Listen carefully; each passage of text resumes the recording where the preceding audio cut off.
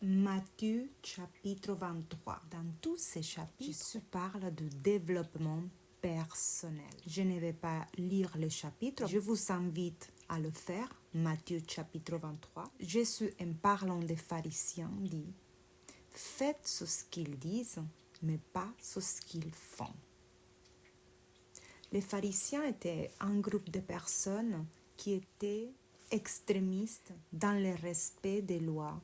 Pas seulement les lois de Moïse, mais aussi les lois qu'eux-mêmes avaient créées. Les pharisiens aimaient prétendre. Ils aimaient se montrer. Ils aimaient recevoir des éloges. Ils s'étaient focalisés sur eux-mêmes au lieu de se focaliser en Jésus. Les pharisiens y faisaient des choses qui allaient contre ce qu'eux-mêmes prêchaient. C'est-à-dire que ces actions et ces paroles n'étaient pas cohérentes. Les pharisiens se donnaient beaucoup de mal pour prétendre qu'ils aimaient réellement Dieu, qui vivaient la foi qu'ils prêchaient. Mais ce n'était pas le cas. Jésus, dans les versets 26, parle de développement personnel, de se développer de l'intérieur vers l'extérieur. Nettoie d'abord l'intérieur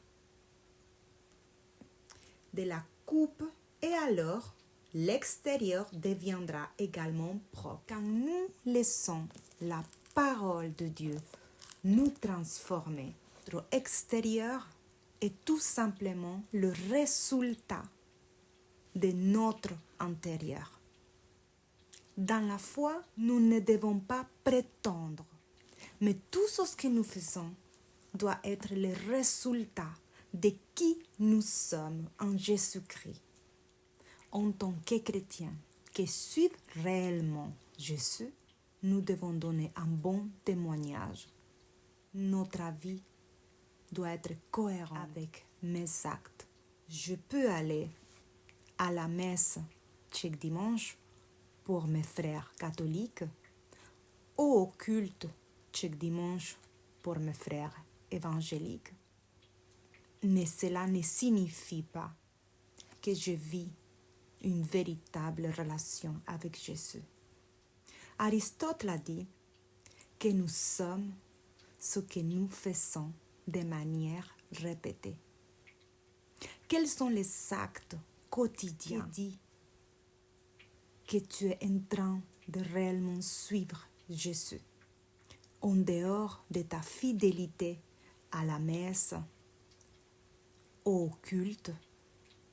Quels sont tes actes quotidiens qui témoignent que tu es réellement une personne qui a décidé de suivre Jésus? Dans Matthieu chapitre 23, que je t'invite à lire, Jésus le répète plusieurs fois.